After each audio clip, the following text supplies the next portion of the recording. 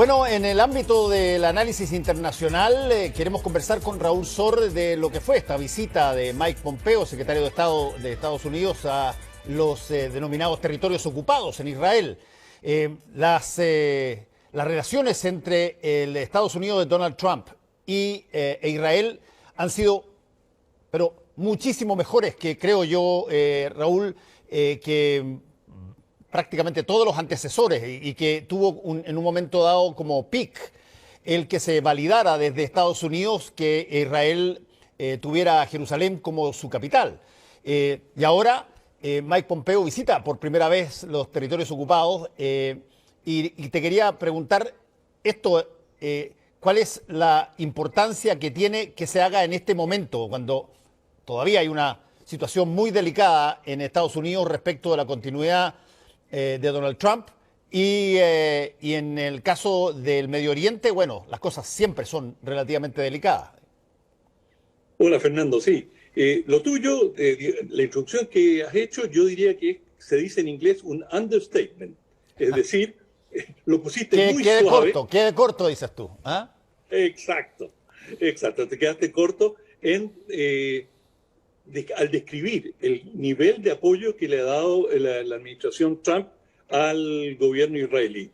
Porque esta visita realmente no generó grandes novedades, pero fue poner la firma y subrayar las grandes decisiones que tomó el gobierno de Trump en relación a Israel. Una de ellas, por supuesto, como lo señalaste, fue cambiar la embajada a Jerusalén. La mayoría de los países reconocen Tel Aviv como la capital de Israel y tienen sus embajadas allí, pero Estados Unidos rompió con esta tradición y ha trasladado su embajada a Jerusalén.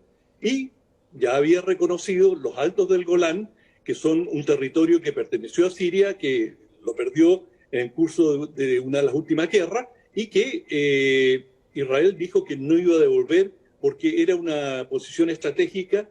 Justamente se llaman alturas del Golán, porque tienen varios cientos de metros desde los cuales pueden alcanzar a buena parte del territorio israelí, y por lo tanto Israel dijo, esto lo vamos a anexar. Muy pocos países han reconocido esta anexión, pero Estados Unidos sí lo hizo. Y además, Pompeo fue a un asentamiento en el West Bank, en la costa, digamos, al otro lado del río Jordán, y que tampoco es reconocido internacionalmente, y esto, por supuesto, fue un gran espaldarazo. Hay que recordar que el presidente Obama se había negado a reconocer estos asentamientos, esta colonización masiva que ha hecho Israel de este territorio, donde ha instalado a más de 450.000 personas que se han asentado allí, lo cual te habla ya de una voluntad de no devolver esos territorios, especialmente en la zona de Samaria. En fin, hay ahí una situación extraordinariamente compleja y, por supuesto, los palestinos han objetado permanentemente y señalan que esto es ilegal, que no corresponde a ningún acuerdo internacional y que esto es simplemente una captura de territorio que se ha realizado por la fuerza y ellos no la reconocen. Y bueno, Pompeo no tuvo mayor contacto con los palestinos y en esta pasada, además, fue extraordinariamente duro con este movimiento que ha ido ganando alguna fuerza, que es el movimiento por el boicot, la desinversión y las sanciones, BDS, así se le dice. Y bueno, este BDS lo que plantea es que los países no deben comprar productos que han sido generados, ya sean industriales o agrícolas, en Cisjordania, o lo que era Cisjordania, que ahora está ocupada por Israel. Y eso ha ido inquietando mucho a los israelíes, porque ven que en el caso de Sudáfrica, cuando existía la lucha contra el apartheid, hubo una campaña muy intensa en todo el mundo por sabotear, por no comprar productos provenientes de Sudáfrica. Y Sudáfrica era un gran exportador de vino, de frutos, naranja, uva, y esto afectó a la economía sudafricana. Y esto de la desinversión, por ejemplo, grupos de activistas en grandes empresas tratan de presionar a los accionistas para que las empresas de las cuales ellos tienen acciones no inviertan en esos territorios. Y esto, en el caso de Sudáfrica, sí tuvo un efecto muy importante, e Israel se lo ha tomado, pero muy, muy en serio. Y bueno, ahora Pompeo dijo que este movimiento era un cáncer y que iba a hacer todo lo que estuviera de parte de Estados Unidos por sancionar y castigar a aquellos que lo promueven, porque calificó este movimiento como un movimiento antisemita. Y bueno, con esto abre una caja Pandora muy compleja, Fernando. Sí, y esto en el ámbito del el Medio Oriente propiamente tal, con la situación en la que hoy día se está, todavía hay situaciones que están pasando en diversos territorios, con Irán que cada cierto tiempo es invocado, particularmente por Donald Trump, como una amenaza permanente. ¿Cuál es la fuerza después del propio Israel, después de haber tenido, bueno, todos los avatares que tuvo para tratar de tener un nuevo primer ministro? Bueno, la situación política en Israel es inestable. El presidente Netanyahu el primer ministro Netanyahu está muy presionado. Hay permanentemente manifestaciones en distintas ciudades de Israel. Él ha generado una oposición más que a favor de un candidato alternativo, sino que él ha generado una gran resistencia. Él tiene una serie de acusaciones ante la justicia israelí que han sido llevadas adelante por la policía. Y él, bueno, Netanyahu ha sido extraordinariamente hábil políticamente para sortear estas dificultades, pero siempre está siendo cuestionado. Y por supuesto que estas situaciones domésticas y su estrecha relación hasta ahora con Estados Unidos ha sido un elemento que le ha servido enormemente. Y además hay que decir que Estados Unidos le ha hecho un obsequio extraordinario a Israel, consiguiendo que una serie de estados del Medio Oriente, especialmente algunos emiratos, reconozcan a Israel, y con esto han quebrado un frente de solidaridad árabe que se negaba a reconocer Israel mientras no se resolviera el tema palestino.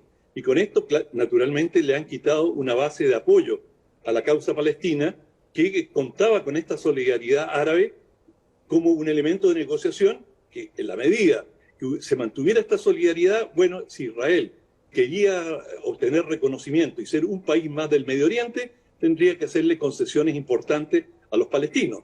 Y bueno, cuando ya van 3 países árabes que reconocen, que antes no reconocían y que vienen de reconocer bajo presión estadounidense a Israel, bueno, naturalmente en Israel hay un agradecimiento muy grande hacia el presidente Trump, y hasta cierto punto Pompeo vino a cosecharlo.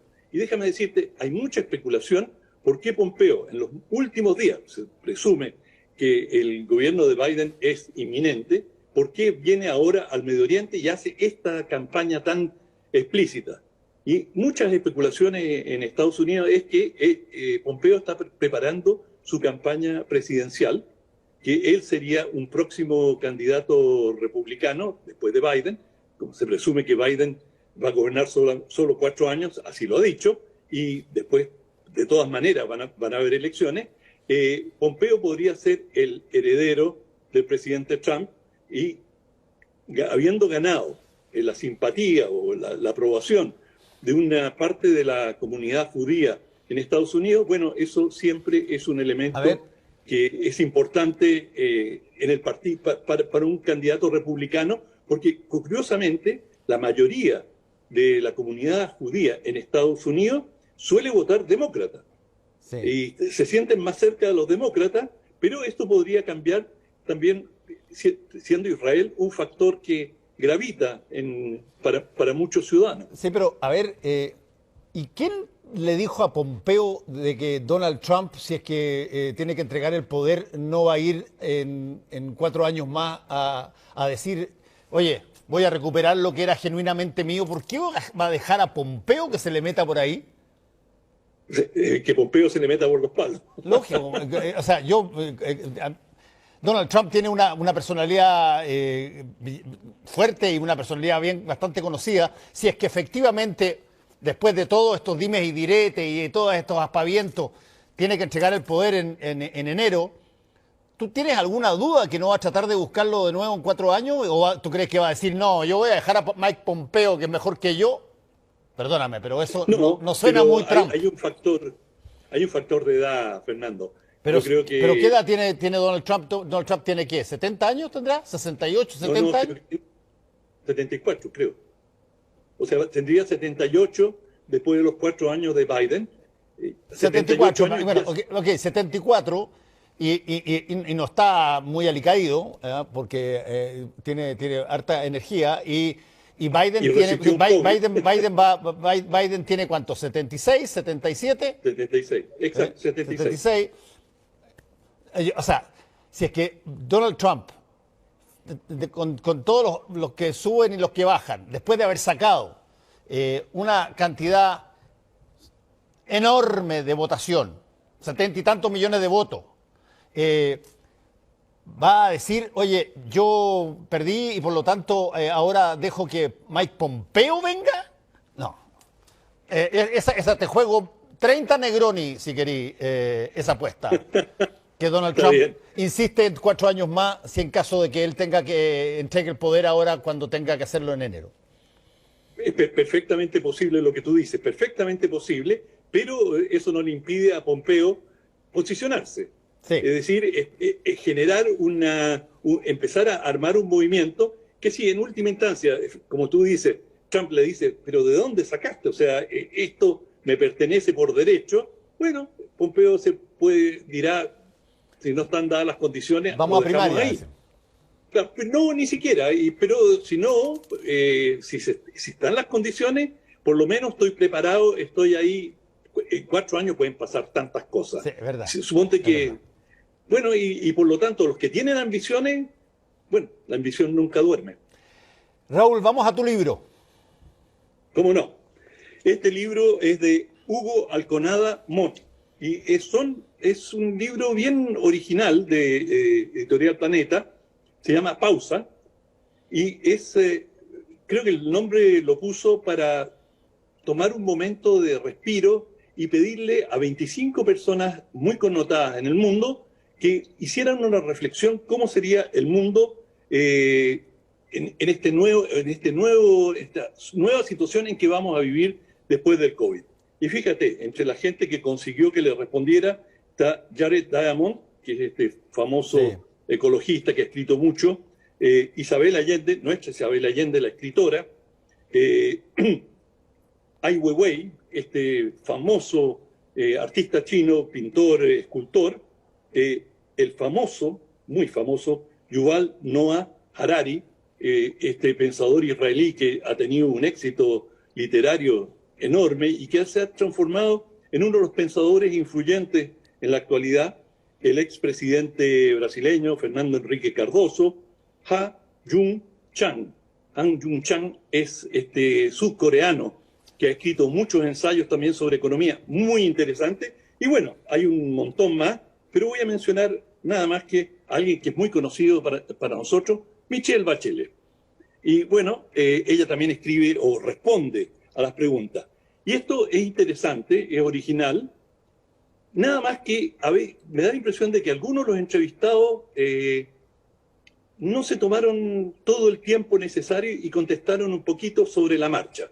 Por ejemplo, me da la impresión que Isabel Allende no hizo una de sus intervenciones.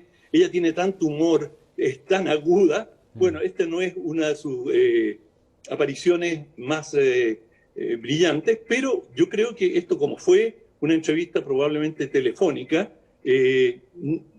o la gente no lo tomó demasiado en serio. Y dice, bueno, otro periodista que me llama, y no pensaban que esto se iba a plasmar en un libro. Estoy especulando, no lo sé. Pero el hecho es que hay altos y bajos. De todas formas, es interesante ver cómo todas estas personalidades ven el mundo y se dividen igual como nos dividimos nosotros. Están los optimistas que ven en esta crisis una oportunidad y dicen, aquí es el momento para aprovechar y cambiar las cosas, y están los pesimistas que dicen, uy, vamos mal, por este camino quién sabe dónde vamos a terminar, no va a haber comida, van a haber desórdenes sociales, y en fin, es tan previsible, porque de esta pandemia se ha dicho una cosa, es un gran acelerador de la historia. Y con esto se quiere decir que las tendencias que venían en camino se han ido acelerando. Si los que eran pobres van a resultar más pobres, los que son ricos se han enriquecido mucho más, y lo mismo pasa con los individuos y todos estos 25 connotados personajes, todos de ellos muy interesantes, que claro, lo que venían pensando antes se les ha reforzado y lo vuelven a replantear. Es un libro interesante, que vale la Pausa pena se llama, ¿no? Pausa. Pausa. Muchas gracias, Raúl. Y vamos a ir a tu libro. Vamos a una pausa. Vamos a ir a tu libro y volvemos en un ratito.